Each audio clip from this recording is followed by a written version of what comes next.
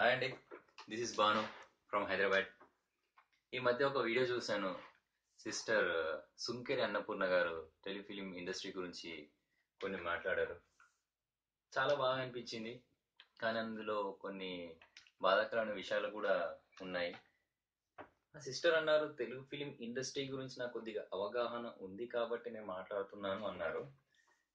కానీ అందులో కొన్ని వాడుకున్న పదాలు కూడా వాడారన్నది నా అభిప్రాయం. అందులో చూస్తే కొన్ని సందర్భాల్లో ఢిల్లీలో ఉన్న ఒక అమ్మాయిని, సోల్జర్లో ఇండియన్ ఆర్మీలో పనిచేస్తున్న ఒక అమ్మాయిని హైదరాబాద్ ఒక అబ్బాయి లవ్ చేసి రోడ్డు మీద బట్టలు ఇప్పించి అన్న పదం అది వాడే అవసరం లేదు. ఎందుకంటే ఇండియన్ ఆర్మీ అనేది ఒక వాల్యూ ఉన్న జాబ్. అది కూడా అక్కడ ఒక స్త్రీని మీరు అలా అనడం, ఇంకా అది పక్కన పెడితే ఎంతో మంది దేవుళ్ళ పూజించే ఝాన్సీ లక్ష్మీబాయిని కూడా చీర లాగడం అన్న పదాలు యూజ్ చేసే అవసరం లేదనేది నా అభిప్రాయం. ఎందుకంటే ఎగ్జాంపుల్ ఎన్నో తీసుకోవచ్చు. అలాంటి పదాలు వాడే ముందు కొద్దిగా ఒక్కసారి ఆలోచించాలి. ప్లస్ మీరు సారీ చెప్పాలని కూడా నేను కోరుకుంటాను. నాకు కాదు, ఝాన్సీ లక్ష్మీబాయిని అలా అన్నందుకు. మరి ఇండియన్ ఆర్మీలో ఒక అమ్మాయి ఇలా జాబ్ చేస్తే రోడ్డు మీద చీరిపించడం అనేది, ఆ పదాలు వాడకూడదు. ఎందుకంటే అలా ఎగ్జాంపుల్స్ ఎన్నో తీసుకోవచ్చు. ఇంకోటి చూస్తే బాహుబలి మూవీలో అవంతిక ప్రభాస్ కొద్దిగా క్యారెక్టర్ గురించి ఇప్పుడు ఎవడు చూడు బాహుబలి మీద పడి చేస్తున్నారు. ఓకే, మీకు అలా అనిపిస్తే ఒక్కొక్కరి అభిప్రాయం ఒకలా ఉంటుంది. మీరు అంటున్నారు హీరోయిన్స్ కి వాల్యూ లేదు మూవీస్ లో, హీరోస్ కే ఉంటుంది అని మీరు అంటున్నారు. బాహుబలి మూవీలో ప్రభాస్ వెళ్ళింది శివుడు అనే క్యారెక్టర్ ఎవరి కోసం? ఒక అమ్మాయి కోసమే కదా మహేష్మతి రాజ్యానికి వెళ్ళింది. దాని తర్వాత ఎవరి కోసం? ఒక స్త్రీ, వాళ్ళ అమ్మ, తను కూడా స్త్రీ, తన కోసమే అంత పోరాడింది. ఓకే, మీరు అన్నట్టుగా హీరోయిన్స్ ఫ్లెక్స్ కట్టట్లేరు, డైరెక్టర్స్ ఫ్లెక్స్ కట్టట్లేరు అని అంటున్నారు. మరి మూవీ చూసినప్పుడు ప్రభాస్ ఎంట్రీలో ఆడియన్స్ నుంచి వచ్చిన రెస్పాన్సే తమన్నాని చూపించినప్పుడు అదే రెస్పాన్స్ వచ్చింది, రామకృష్ణ గారిని చూపించినప్పుడు అదే రెస్పాన్స్ వచ్చింది, అనుష్కని చూపించినప్పుడు అదే రెస్పాన్స్ వచ్చింది, ఈవెన్ 2 minutes యాక్ట్ చేసిన రాజమౌళి గారు చూపించిన అదే రెస్పాన్స్ వచ్చింది. టాలీవుడ్ డైరెక్టర్స్ కి ఇప్పుడు అంతా ఏం దొరకట్లేదు, ఏదో పిచ్చి పిచ్చిగా చేసేస్తున్నారు అని అంటున్నారు. మళ్ళీ అదే విధంగా రాజమౌళి గారు ఈగ మూవీ చేశారు. ఈగ మూవీలో నాని జస్ట్ ఒక 20 minutes పెట్టేసి జస్ట్ సమంతతో మొత్తం మూవీ మొత్తం నడిపించారు. మళ్ళీ అప్పుడెందుకు మీరు ఫైట్ చేయలేదు? అప్పుడు హీరోకి వాల్యూ లేదు, మొత్తం మూవీలో ఓన్లీ సమంతతోనే నడిపించారని అప్పుడు మీరు ఎందుకు క్వశ్చన్ చేయలేదు సిస్టర్? అండ్ ఇంకొకటి, ఆలీ గారు బ్రహ్మానందం గురించి కొన్ని కామెంట్స్ చేశారు మీరు. ఫస్ట్ ఆఫ్ ఆల్ మీకు చెప్పాల్సింది ఏంటంటే, అత్తారింటి దారేది మూవీలో 40 ఏళ్ళున్న పవన్ కళ్యాణ్ గారు 60 ఏళ్ళలో ఎంఎస్ నారాయణ గారిని కొట్టడం ఎంతవరకు కరెక్ట్ అని మీరు క్వశ్చన్ చేస్తున్నారు కదా. ఇప్పుడు నేను మిమ్మల్ని క్వశ్చన్ చేస్తున్నాను, మీరు అన్నది కరెక్టే, ఒప్పుకుంటాను. అత్తారింటి దారిలో పవన్ కళ్యాణ్ గారు ఆలీగా ఎంఎస్ నారాయణ గారిని కొట్టడం తప్పు, ఓకే, నేను ఒప్పుకుంటాను. అది యాక్టింగ్ అని తెలిసినా కూడా నేను ఇప్పుడు ఒప్పుకుంటున్నాను. మరి చిన్నప్పటి నుంచి తన జీవితాన్ని మొత్తం టాలీవుడ్ ఇండస్ట్రీకి, తెలుగు సినిమా ఇండస్ట్రీకి అంకితం చేసిన ఆలీ గారు మీకంటే పెద్దవాళ్ళు. మరి అతన్ని మీరు దున్నపోతు, అడ్డగాడిద, వాడు కూడా ఎలా అనగలుగుతున్నారు? మరి అతను కూడా నీకంటే పెద్దవాడే కదా, అదొకసారి ఆలోచించండి. ఇంకా చాలా మంది డైరెక్టర్ కమర్షియల్, కేవలం డబ్బుల కోసం మాత్రమే మూవీ చేస్తున్నారు అన్నది మీ అభిప్రాయం అయితే, వాళ్ళ దగ్గర డబ్బు తక్కువ లేదు. వాళ్ళు తలుచుకుంటే ఏదైనా ఒక అపార్ట్మెంట్స్, ఏదో ఒక వెంచర్స్ పెట్టేసుకొని వాటికి వచ్చిన రెంట్స్ తో వాళ్ళు వాళ్ళ ఫ్యామిలీ హ్యాపీగా ఉండొచ్చు. ఇప్పుడు ఇలా మాటలు పడే అవసరం లేదు ఒకరితో. కానీ అది కాదండి, వాళ్ళు తెలుగు సినిమా కోసం ప్రాణం ఇచ్చే వాళ్ళే టాలీవుడ్ లో ఉన్నారు.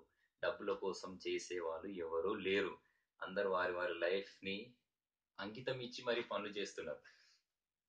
మీరు అన్నట్టుగా కలేజా మూవీ మీకు నచ్చింది, చాలా బాగుంది అన్నారు. కలేజా మూవీలో నచ్చింది, దూకుడు మూవీలో మహేష్ బాబు నీ కలర్ ఏంటి నా కలర్ ఏంటి అనేసి అన్నాడు. ఇక్కడే కలర్ గురించి ఎన్నో సోషల్ మీడియాలో అవుతున్నది, అయినా ఇప్పుడు అలాంటి అవమానం, ఆడవాళ్ళని అవమానం చేస్తున్నారని మీరు అంటున్నారు. మళ్ళీ అలా అంటే మీకు నచ్చిన కలేజా మూవీలో కూడా అనుష్క మీద చాలా సెటైర్స్ ఉంటాయి. ఆలీ గారు, సునీల్ గారు, మహేష్ బాబు కలిసి, ముగ్గురు కలిసి అనుష్క మీద చాలా సెటైర్లు ఉంటాయి. అది ఎలా నచ్చింది మీకు? అలా అన్నప్పుడు దూకుడులో ఒక్క చిన్న పాయింట్ నచ్చలేదు, అలా అన్నప్పుడు కలేజా మూవీ మీకు ఎలా నచ్చింది? అండ్ ఇంకొకటి, దుశ్శాసన చీర లాగిన దుశ్శాసుని మొత్తం అందరూ విలన్లా చూపిస్తున్నారు, అతను దేవుడు అయినా మీరు రాక్షసుల్లా, అందరు మన భారతీయులందరూ రాక్షసుల్లా చూస్తున్నారు అని మీరు అంటున్నారు. ఓకే, నేను ఒక చిన్న క్వశ్చన్ అడుగుతాను, ఇఫ్ యూ డోంట్ మైండ్. దుశ్శాసనుడు దేవుడే అయితే మీ ఇంట్లో కానీ మీ రిలేటివ్స్ ఇంట్లో కానీ ఒక బాబు పుడితే అతనికి దుశ్శాసన అనే పేరు పెట్టే ధైర్యం మీకుందా? ఎందుకంటే అది దేవుడే కదా, మీరన్న పాయింట్ కానీ దేవుడే అయితే. ఇంకోటి అంటున్నారు, ఏదో ఒక చిన్న ఒక ఐటమ్ సాంగ్ ఎవరైనా హేళన చేస్తేనే అది సినిమా అవుతుంది, ఐటమ్ సాంగ్ పెట్టేసి అది చేయాలి ఇది చేయాలని మీరు అంటున్నారు. ఒక రైస్, ఇంత ఉప్పు ఇంత కారం వేసి ఇదే బిర్యానీ తినండి అంటే ఎవరు తింటారా? ఎవరు తిని అందులో వేయాల్సిన ఇంగ్రీడియంట్స్ అన్నీ వేసి దాన్ని మంచిగా వండితే తప్ప అది బిర్యానీ అవ్వదు, మనకు టేస్ట్ అవ్వదు. ఓకే, బిర్యానీ చాలా వేస్టేజ్ ఉన్నాయి, ఇవి పడేయాలి అని అనుకుంటే అవన్నీ వండకుండా అయితే మీకు టేస్ట్ రాదు కదా. సో అన్ని ఉంటేనే ఒక బిర్యానీ టేస్ట్ అవుతుంది. అంటే ఇలాంటి ఎన్ని ఉంటే ఒక సినిమా హిట్ అవుతుంది అన్నది ఆలోచించండి. ఆడియన్స్ మీరు అన్నట్టుగా లేడీస్ కి వాల్యూ లేదు, ఓన్లీ హీరోస్ కి వాల్యూ ఉంటుంది అని అంటే, అలా అంటే మన అరుంధతిని కూడా మేము చూసాం, 100 days చేసాం. అలాంటప్పుడు అప్పుడు మీరు ఎందుకు క్వశ్చన్? ఈవెన్ అరుంధతిలో హీరో అనే క్యారెక్టర్ అని ఉందా? ఉన్నా కానీ అతన్ని ఏ రేంజ్ డామినేట్ ఉన్నదని మీకు కూడా తెలుసు. చూడండి, ఫస్ట్ ఆఫ్ ఆల్ నేను చెప్పాల్సింది ఏంటంటే, టాలీవుడ్ ఫిలిం ఇండస్ట్రీ చాలా నీట్ అండ్ క్లీన్ గా ఉంది. ఎవరికో ఎప్పుడో ఎక్కడో జరిగిన దాన్ని పట్టుకొని ప్రతి దానికి అది చుట్టడం అనేది కరెక్ట్ కాదు. Point number 1. ఇంకోటి ఏంటంటే, మీ క్వశ్చన్ లో క్లారిటీ లేదండి. మీరు అడుగుతున్న పాయింట్ ఏంటి? టాలీవుడ్ ఇండస్ట్రీ చేంజ్ అవ్వడమా, అమ్మాయిలకే వాల్యూ ఇవ్వడమా, లేకపోతే మొత్తానికి హీరోస్ ని తీసేసి హీరోయిన్స్ తోటే మూవీస్ చేయడమా? ఏంటన్నది ఒకటి క్లారిటీగా రండి. మీ పాయింట్ ఆఫ్ వ్యూలో చెప్పాలంటే మన మూవీ మీకు చాలా బాగా నచ్చింది అన్నారు, నాకు కూడా నచ్చింది. ఈవెన్ నాకు నాగార్జున అందరూ ఒక ఫ్యామిలీ ఒక మూవీలో రావడం అనేది చాలా రేర్ మూవీ అది. మీ పాయింట్ ఆఫ్ వ్యూగా ఆలోచిస్తే మన నా చైతన్య గారు అందులో ఒక చిన్న సెటర్ ఉంటుంది, లేడీస్ ఫస్ట్ అని ఎందుకు అంటారని మీకు కూడా తెలుసు. మళ్ళీ అది కూడా సెటర్ గా మీరు ఎందుకు ఆలోచించలేదు చెప్పండి? అది కూడా మీకు ఒక సెటర్ గా ఆలోచించాలి కదా. బ్రహ్మానందం గారు, ఆయన బ్రహ్మానందం గారి పేరు తీసుకునే ఏజ్ కూడా మనకు లేదు, ఆయన ఎక్స్పీరియన్స్ ఉన్న ఏజ్ కూడా మనకు లేదు, అంత అభిప్రాయం లేదు. ఆయన్ని కూడా మీరు పాయింట్అవుట్ చేస్తున్నారు. ఓకే, ఒక్కొక్కసారి అది ఓవర్డోస్ అవుతుంది. ఒక మూవీ 2 సంవత్సరాలు కష్టపడి ఒక మూవీ చేశారు అంటే దాని వెనుక అంతకు ముందు ఒక స్టోరీని, యూనిట్ ని, ప్రొడక్షన్ ని, హీరోస్ ని, హీరోయిన్స్ ని, విలన్స్ ని సెట్ చేసి చేయడానికి ఎంత టైం పడుతుందన్నది మీరు ఆలోచించారా? మీరు ఆలోచించారు. మీరే కాదు, అది ఎవరు ఆలోచించలేదు. ఉచిత సలహాలు ఇవ్వడానికి ఎంతో మంది ఉంటారండి. ఉచిత సలహాలు ఇవ్వాలంటే 100కి 100 మంది దిగుతారు. అదే ఒక మూవీ చేస్తున్నాను రండిరా ఇవ్వడం సజెషన్స్ ఎలా ఉంటుందో చూడండి, అదే మనం తీసి చూస్తే తెలుస్తుంది దాని కష్టమైంది. రేపు మార్నింగ్ నేను ఒక వేమన గారి వేమన గారి చరిత్ర మీద ఒక మూవీ చేస్తాను. ఎంతమంది చూస్తారు దాన్ని? ఎవరు గ్యారంటీ ఇస్తారు? 100 రోజులు నడిపిస్తారు దాన్ని? ప్రతిది ఏంటంటే, ప్రతి మూవీలో ఒకటి ఉండాలి. ఒక కంటెంట్ తీసుకొని ఒకటే లైన్ లో పోతే ఎవరు చూడరండి, ఎవ్వరు చూడరు. మీరు అంటున్నట్టుగా టాలీవుడ్ ఆడియన్స్ మీరు కూడా మారండి అంటే ప్రతి ఒక్కరికి మార్పు అనేది తెలుసండి. స్పెషల్గా మనం చెప్పే అవసరం లేదు, మనం చెప్పడానికి కూడా మనకు అంత అర్హత లేదు. ప్రతి ఆడియన్స్ కి తెలుసు మంచి ఏదో చెడేదో, నచ్చితేనే చూస్తారు, నచ్చకపోతే చూడరు. మీరు పెట్టిన వీడియోలో మీ కామెంట్స్ చూడండి, 80% యాంటీగానే ఉన్నాయి. దాన్ని బట్టి అర్థం చేసుకోండి, తెలుగు ఇండస్ట్రీలో ఆడియన్స్ కి కూడా, ఇండియన్ ఇండస్ట్రీ మొత్తం ఇండియాలో ఉన్న ఆడియన్స్ అందరికీ తెలుసు ఎవరు మంచిగా చేస్తున్నారు, ఎవరు మంచి చేయట్లేరు అనేది. ఓకే, హీరోయిన్స్ కి వాల్యూ లేదన్న మైండ్కి ఒక పాయింట్ తీసుకుందాము. ఇప్పటి వరకు ఒక మూవీ కోసం కష్టపడే బాహుబలి ఎగ్జాంపుల్ తీసుకోండి.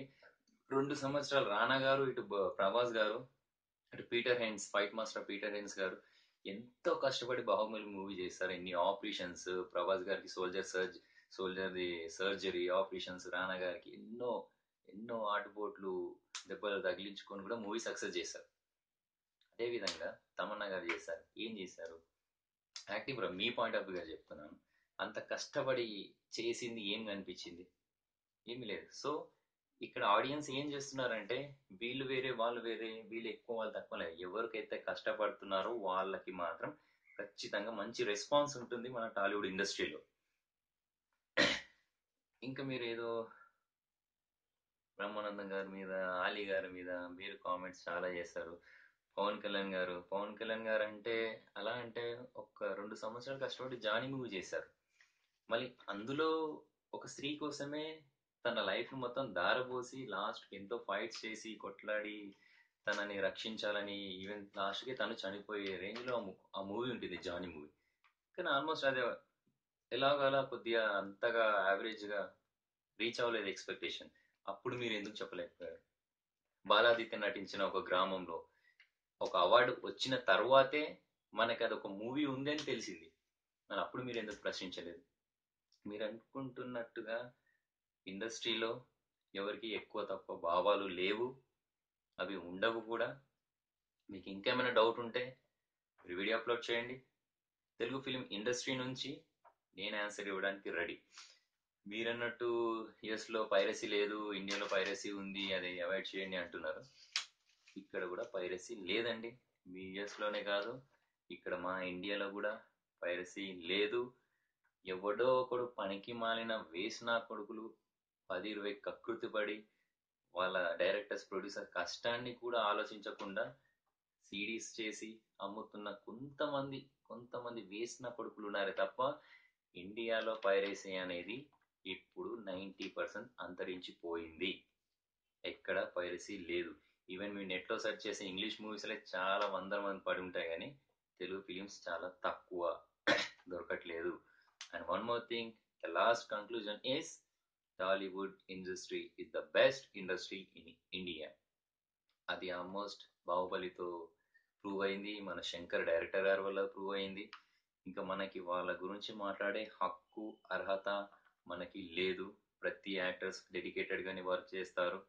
మీకు ఇంకా ఏమైనా డౌట్స్ ఉన్నాయా ఉంటే ఖచ్చితంగా వీడియో అప్లోడ్ చేయండి. మీకు ఆన్సర్ చెప్పడానికి భాను ఎప్పుడు రెడీగానే ఉంటాడు. జై హింద్.